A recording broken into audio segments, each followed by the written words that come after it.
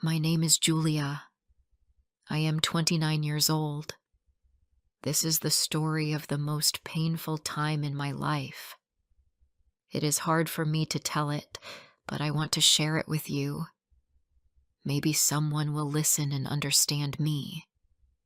Maybe someone will feel less alone after hearing my story. I met Ryan when I was 24 years old. He was my first serious boyfriend. I loved him very much.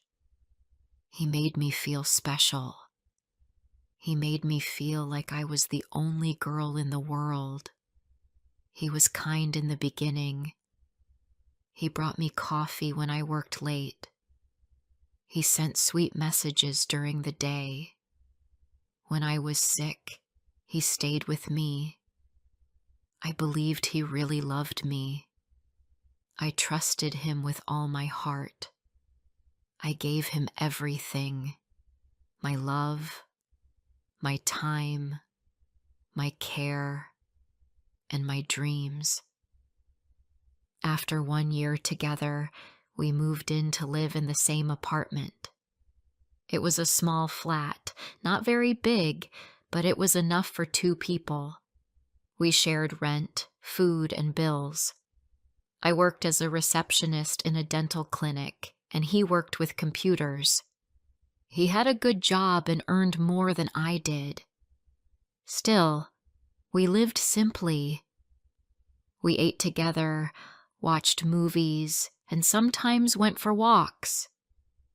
I felt happy. I thought this was love. Sometimes we had small fights.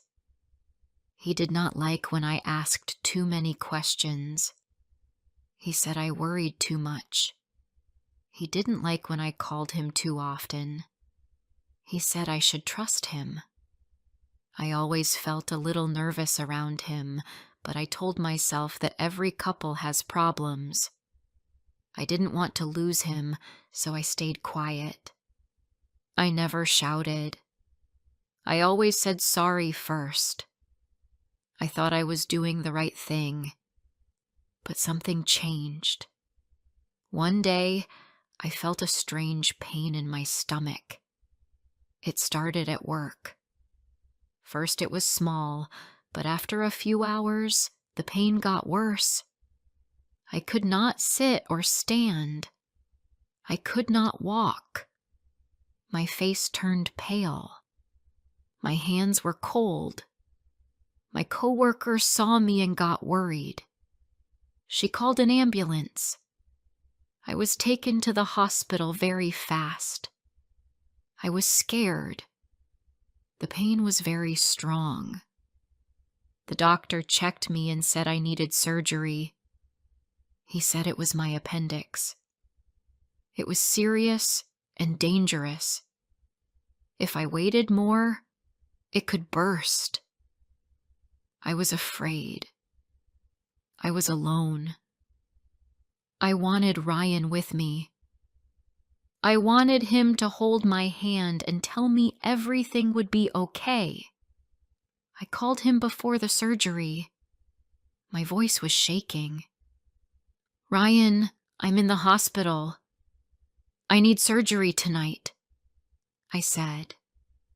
There was silence for a second. Then he answered, "Okay. I'll come tomorrow morning." His voice was cold. There was no, "Are you okay?" or "Don't worry, I'm coming now." Just, "Okay." I felt something inside me break a little, but I told myself maybe he was just shocked or busy. The next morning, I woke up in the hospital. I was tired and weak. My stomach hurt a lot. The nurse helped me sit up slowly. I looked around. I waited. I thought Ryan would come. I waited 1 hour, 2 hours, 3 hours. Still, he did not come. I checked my phone. There were no missed calls. No messages. Nothing. I sent him a message. I wrote, "Are you coming?" He replied 30 minutes later, "I'm busy. Something came up. I'll try later." That was all he said. No question. No care. I felt like crying. Later, the nurse came into the room. She smiled and asked, "Did anyone visit today?" I shook my head. "No," I said. I wanted to cry, but I held it in. The nurse looked at me with kind eyes and said, "Try to rest, dear. You will be okay." But I was not okay. I was hurting in my body, but also in my heart. I stayed in the hospital for 3 more days. Ryan did not come. He did not call again. He did not send a message. I started to wonder, was he angry with me? Was he tired of me? I tried not to think too much, but the pain in my heart grew each day. On the 4th day, the doctor told me I could go home. I sent Ryan a message. I said, "I'm getting discharged today. Can you come and pick me up?" He replied 1 hour later, "I'm at work. Just take a taxi." That was all. No sorry. No care. I could not believe it. I felt cold. My hands started to shake. A nurse helped me sit in a wheelchair. She asked, "Is someone coming for you?" I lied. I said, "Yes." But I knew no one was coming. I went outside. I called a taxi. I sat in the car alone. My stomach hurt. My heart hurt more. I wanted to cry, but I had no more tears. When I arrived at our apartment, something felt strange. I opened the door and looked inside. It was quiet. Too quiet. Then I saw it. His shoes were gone.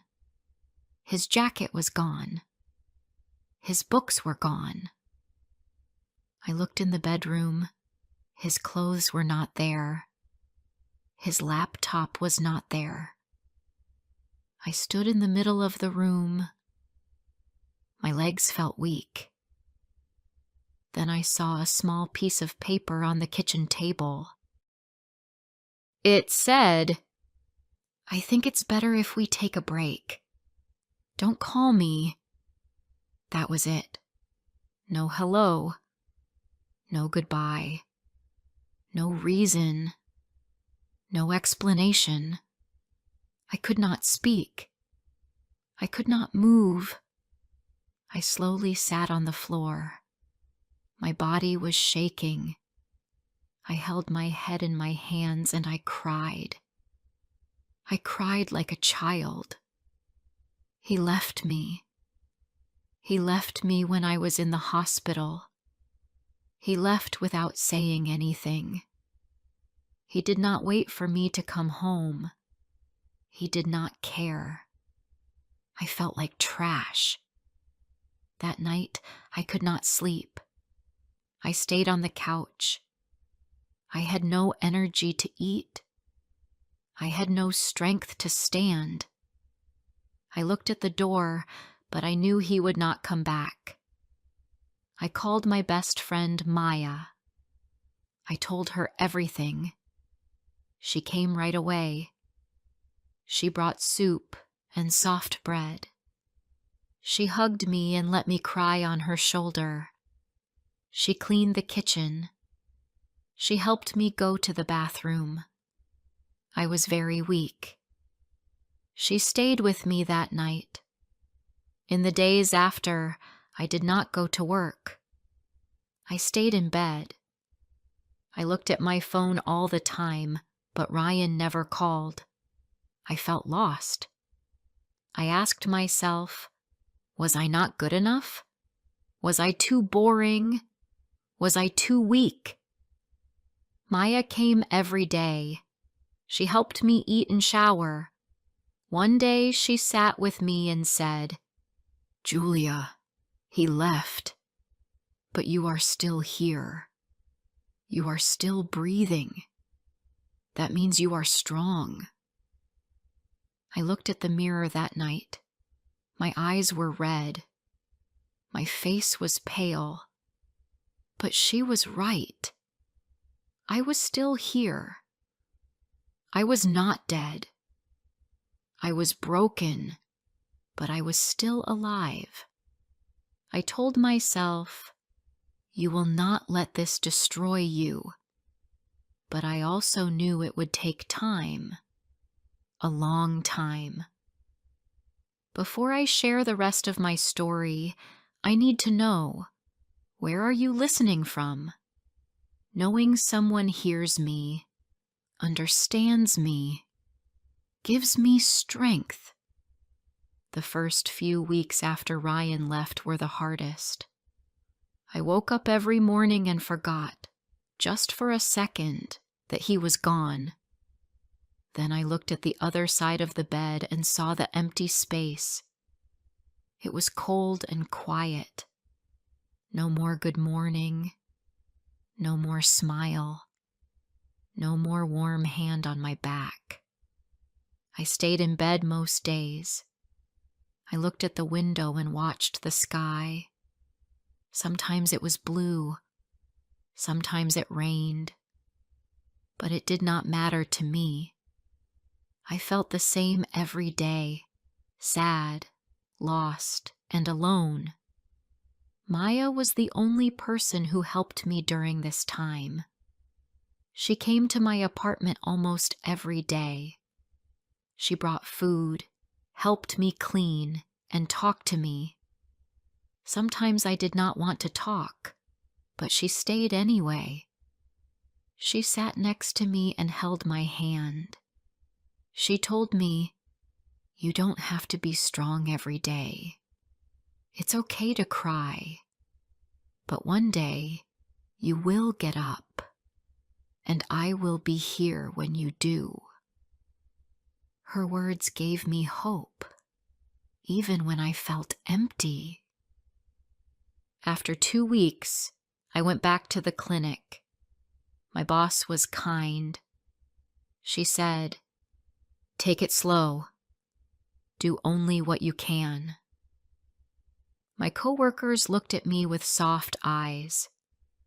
They knew something had happened. I told them I was okay. I smiled, but it was not real. I only wanted to feel normal again, but I did not feel normal. Not yet. One afternoon, after work, I went to a small cafe near the clinic. It was quiet. I sat near the window and drank a cup of tea. I looked at the people walking outside. Some were alone. Some were with friends. Some were holding hands. I felt a little jealous. Why did Ryan leave me? What did I do wrong? These questions stayed in my head all the time. I wanted answers, but he never gave me any. One evening, Maya asked me, "Do you still love him?" I did not know what to say. I was quiet for a long time. Then I said, "I don't know. Maybe I loved who I thought he was. But now, I don't even know who he really is." She nodded and said, "That's okay. Feelings take time, but you are doing better." I didn't believe her at first, but maybe she was right. After 1 month, I started to change. I cleaned the house by myself. I went for small walks in the evening. I started to read books again. I bought flowers and put them in the kitchen. I wanted to feel alive again. The pain was still there, but it was not as sharp. It was more quiet now, more like a soft ache. Still, I felt it every day. One day, I opened my phone and saw Ryan's name. He had sent a message. My heart jumped. I did not want it to, but it did. The message said, "Hey, I hope you're okay." That was all. Nothing more. No sorry. No explanation. I stared at the message for a long time. I did not know if I should answer. I wanted to ask him why he left me like that. I wanted to tell him how much he hurt me, but I also wanted to stay quiet. I closed the message and turned off my phone. That night, I cried again. Not because I missed him, but because I was angry. I gave him love. I gave him care. And he walked away when I was weak and in pain. I was in the hospital. I needed him. But he left. He did not just leave the apartment. He left my heart. He threw away our time together like it meant nothing. The next day, I told Maya about the message. She looked at me and said, "You don't need to answer. He had his chance. He left it behind." I nodded. I knew she was right. I deleted the message. I blocked his number. I felt a small bit of peace after that. My hands stopped shaking. My breath was slower. My heart was still sore, but it felt a little lighter. A few weeks later, something new happened. I met someone. His name was Adam. He was the new IT guy at the clinic. He was quiet, polite, and kind. He always smiled when he passed me in the hallway. He helped fix my computer one day.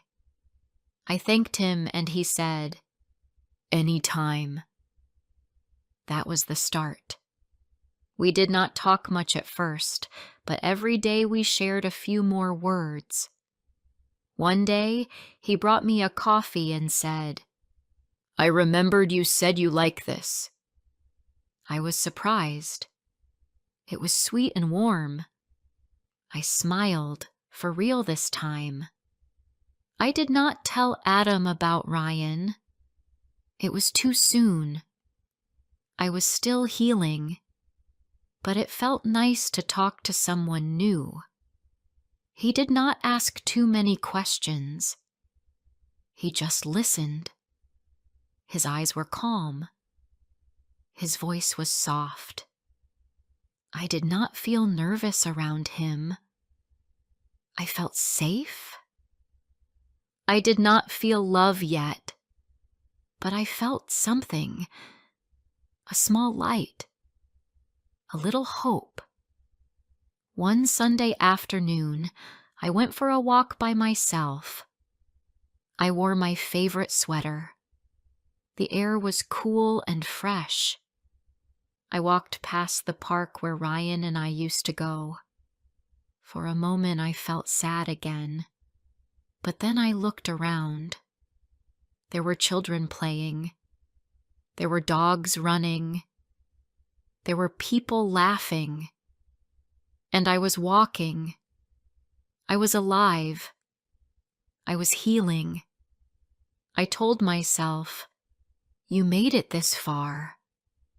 You can go further." That night, I sat at my desk and opened my journal.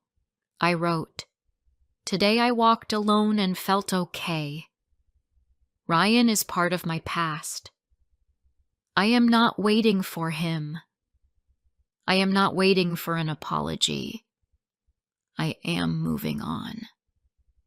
After I wrote that, I closed the book and smiled. It was a small smile, but it was real.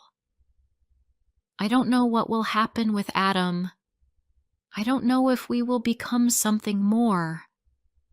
Maybe we will. Maybe we won't. But I know one thing now. I will never again love someone who leaves me in my darkest moment.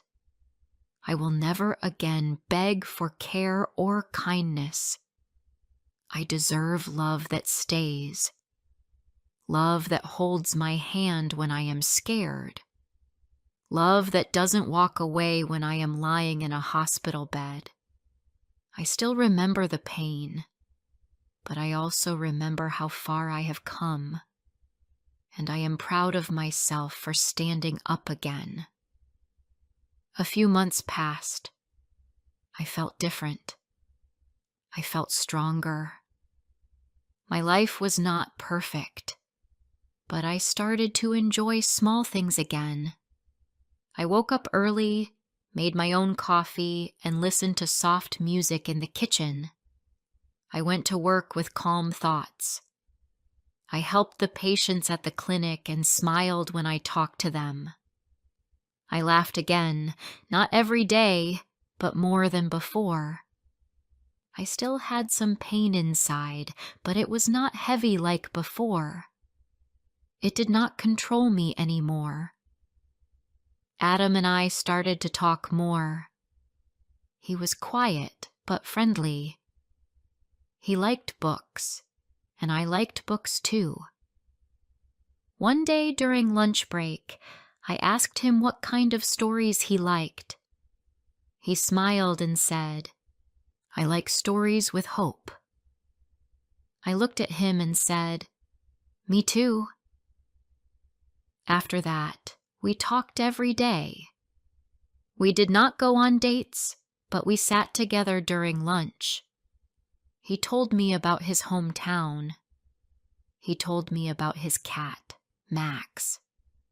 He showed me pictures of Max sleeping in funny places. I laughed a lot. It felt good to laugh. One Friday evening, Adam asked, "Do you want to grab a coffee after work?" I was quiet for a second. I was nervous, but then I said yes. We walked to a small coffee shop near the bus stop. The air was cool. The shop was quiet. We sat near the window. We talked about simple things: work, food, books, music.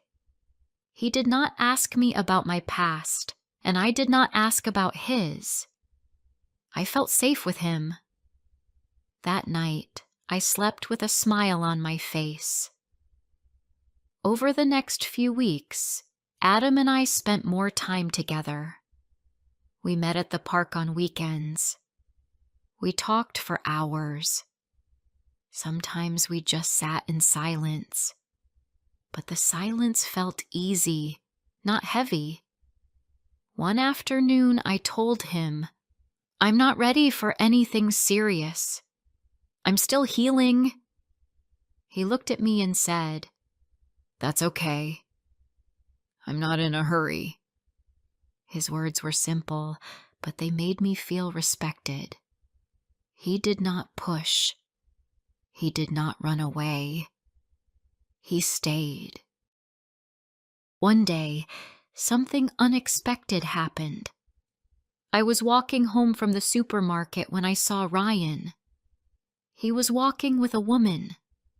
She was holding his arm. They were smiling. I stopped walking. I could not move for a second. My heart beat fast. I looked at them from across the street. Ryan did not see me. I stood there and watched them for a moment. Then I turned and walked away. My hands were cold. My eyes were full. But I did not cry. I just walked home slowly. That night, I sat on my bed and thought about what I saw. I asked myself, do I miss him? The answer was no. I did not miss him. But I did feel something. I felt sad. Not for him, but for the girl next to him. I hoped she would not feel what I felt. I hoped he had changed. But deep down, I knew he probably didn't. People like him say many things, but they don't stay when things get hard. I wanted to tell her, be careful, but I couldn't. That was not my place. I just let it go. The next morning, I woke up and made a choice. I opened my closet and took out an old box. Inside it were pictures of Ryan and me, old birthday cards, notes, a scarf he gave me. I looked at everything one last time. Then I put it all in a bag. I threw the bag in the bin outside. I went back into the house and felt light. I felt free. Later that day, I called Maya. I told her what I did. She said, I'm proud of you. You let go. I smiled and said, yes. I think I really did. Maya had always been there for me. She saw me at my worst. Now she was seeing me rise. I thanked her for everything. She laughed and said, that's what friends are for. The days passed slowly but gently. Adam and I grew closer. One Sunday morning, we went to the lake. The sun was warm. The sky was blue. We sat on a bench and watched the water. I looked at him and said, thank you for being patient with me. He looked back and said, you're worth the wait. I felt my heart open just a little more. I was not in love yet, but I was no longer afraid of love. I started to believe again. I believed that real love does not leave you in pain. Real love does not run away when you are broken. Real love holds your hand. Real love listens. Real love waits. 1 year after Ryan left me, I looked back at my life and felt proud. I had changed. I was not the same girl who cried alone on the floor. I was not the girl who waited for a message that never came. I was not the girl who begged for love. I was a woman who stood up again, a woman who healed, a woman who learned how to love herself. I know now that being alone is better than being with someone who doesn't care. I know that real love starts with respect and kindness. I know that healing takes time, but it is possible. And I know that the worst moment of my life also became the start of a new one. Ryan was my past. Adam was maybe my future, but I was my present. And for the first time in a long time, that was enough.